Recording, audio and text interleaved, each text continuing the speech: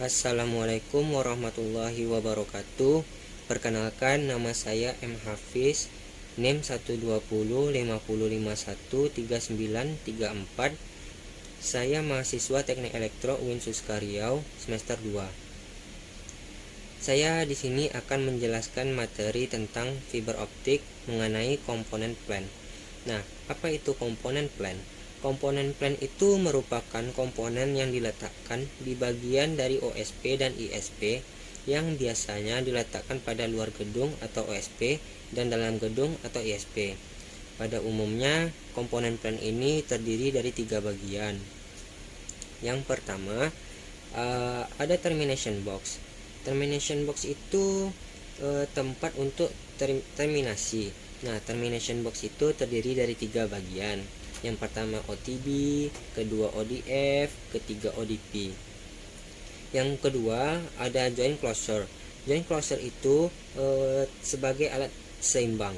Nah, joint closure terbagi menjadi 2, ada inline dan dome. Nah, selanjutnya ada control box. Control box itu tempat untuk menyimpan atau memperbaiki. Nah, control box itu terbagi 3. Yang pertama batch manhole, kedua manhole, ketiga handhole. Baiklah, saya akan menjelaskan secara terperinci mengenai komponen-komponen plan ini. Nah, yang pertama tadi ada termination box. Termination box itu terdiri dari 3, OTB, ODF, dan ODP. Saya akan menjelaskan OTB terlebih dahulu. OTB itu optical termination box.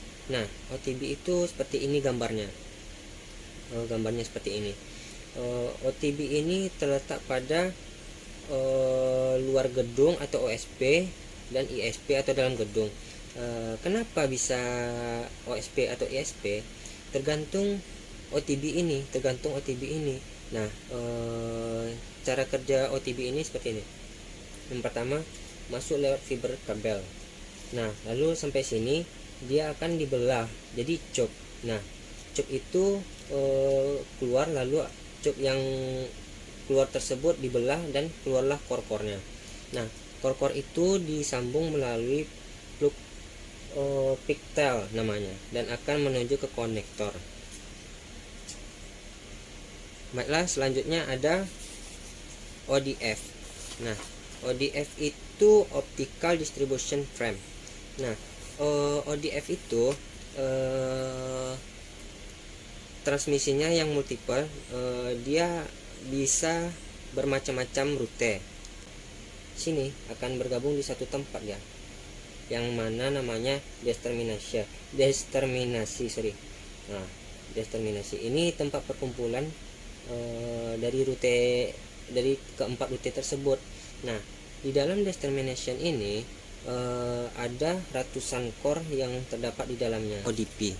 Nah, ODP ini biasanya digunakan untuk distribusi kepada para pelanggan. Nih, anggaplah ini pelanggan ya. Ini pelanggannya ini anggap aja lah perkantoran. Nah, ini central office atau operatornya, central office. Nah, dia di sini mendistribusikan kepada pelanggannya melalui ODP. Nah, ini ODP melalui optical fiber kabel. Ini optical fiber kabel. Nah, seperti itu contohnya ODP. Jadi operatornya memberikan pada para pelanggannya melalui ODP seperti ini. Baiklah, yang kedua joint closure. Joint closure itu ialah fiber optik yang determinationnya permanen atau tidak bisa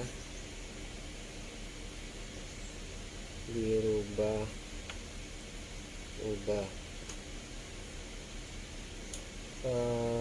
Kalau misalnya kalau misalnya diubah, ini nih joint closer nih kalau misalnya diubah dia bakal rusak atau ya nggak bisa dipakai, nggak bisa, ya anggap aja lah rusak. Kalau misalnya ini kan dia permanen, dia kalau misalnya diubah dia bakal rusak gitu. Kalau misalnya tetap diubah bakal rusak. Nah, joint closer itu tadi kan terbagi menjadi dua. Yang pertama ada inline. Nah, yang inline ini bentuknya seperti ini ya, seperti ini. Terus anggapnya seperti ini ya.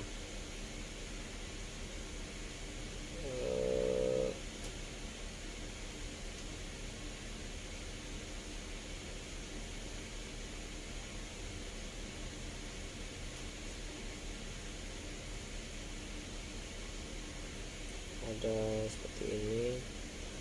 Nah, seperti itu. Enggak seperti itu.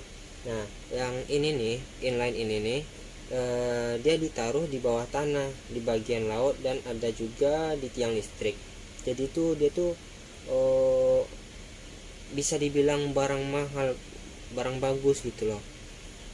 Dia bisa ditaruh di tiang, di laut, di tanah, bisa. Nah, kenapa inline ini ditaruh di laut, di tanah? Karena inline ini cukup mahal karena terdapat water protectionnya. Nah, yang membuat inline ini akan aman dari air yang membuat komponen-komponen inline ini rusak. Nah, jadi ini nih bagus, apa dia tahan dia. Nah, yang kedua ada dom. Nah, dom itu tuh berbentuk seperti dia ke atas begini.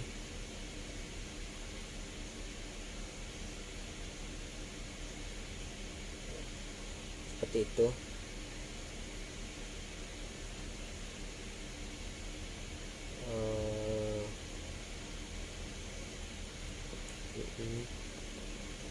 Seperti itu. Nah, dom ini nih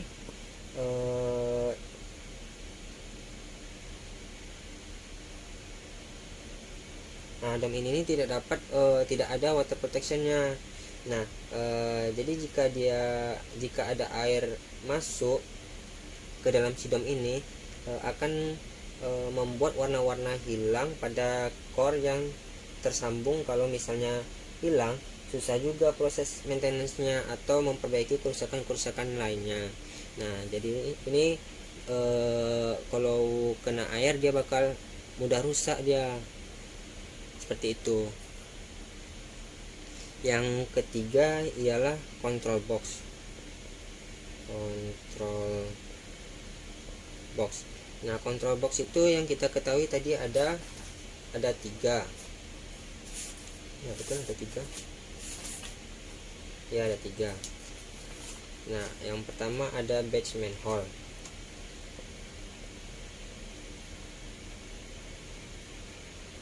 Nah, batch manhole ini ukurannya sangat besar karena terdapat kabel-kabel laut. Di kabel laut itu terdapat pengaman yang dinamakan armor. Dikarenakan armor itu sangat besar dan tebal, makanya kita membutuhkan tempat yang namanya batch manhole. Nah, batch manhole ini terdapat pada pantai-pantai di daerah agak jauh dari pantai, agar lebih aman dari air pantai. Nah, jadi dia di dekat pantai, cuman agak jauh, ranknya tuh agak jauh dari pantai. Jadi tidak membuat air pantai itu mengenai batch manhole itu. Nah, yang kedua ada manhole.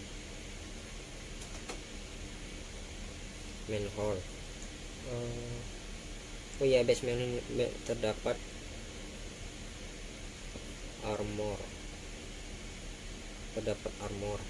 Nah, manhole ini tempatnya agak lebih kecil dari batch manhole. Jadi luasnya tuh atau besarnya tuh lebih kecil daripada manhole ini. Nah, jadi sehingga orang masih bisa masuk, dan tingginya kira-kira 2 meter, jadi masih bisa orang masuk. Terus kabel manhole itu berasal dari subduct. Subductnya itu dibungkusi oleh duct dan kabelnya dirangkai pada hanger, disangkuti pada hanger yang ada, dan pada kabel terdapat identitas serta hanger juga terdapat identitas. Tutup manhole itu sendiri sangat berat, sehingga kecil kemungkinan pencuri dapat mengambil kabel tersebut. Jadi tutup manhole itu sangat berat, jadi butuh alat yang bisa mengangkat itu, alat berat gitu. Jadi kecil kemungkinan pencuri itu susah nyuri kabel dari manhole itu, jadi aman lah. Terus ada yang ketiga, ada handhole.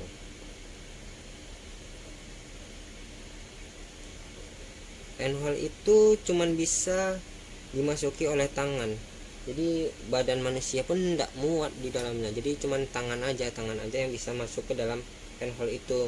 Nah, selanjutnya ada patch core. Nah,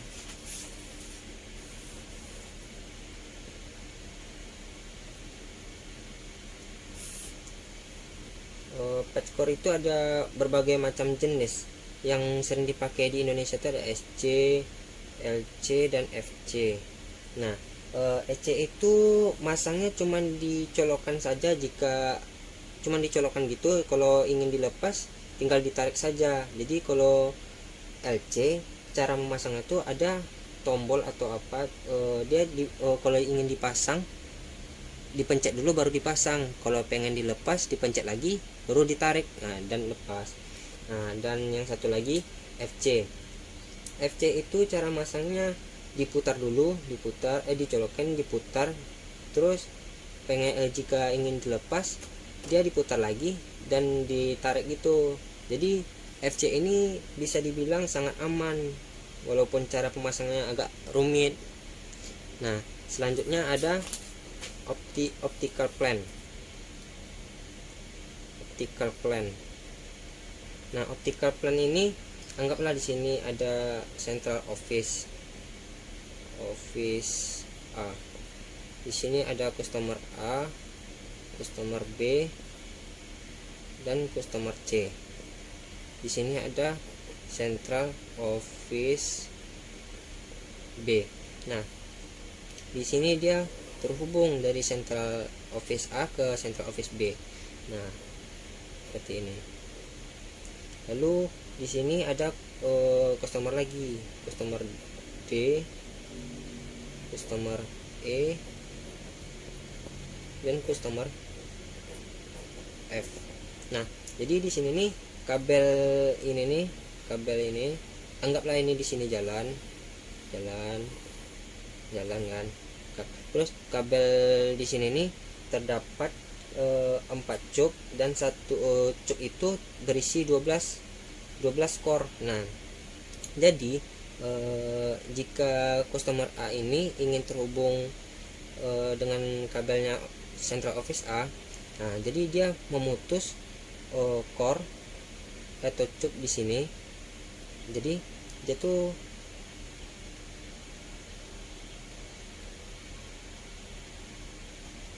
cupnya ini terputus, jadi dia menggelar kabel akses dari masing-masing customer. Nah, jadi dia misalnya di sini ada kerusakan atau permasalahan di sini, jadi customer A nih masih bisa terhubung, masih bisa diakses dengan cara dia masih terhubung dengan central office B. Nah, begitu juga lah yang lainnya, seperti customer D, E, F, C, B ini. Nah, sekian dari penjelasan saya. Assalamualaikum warahmatullahi wabarakatuh.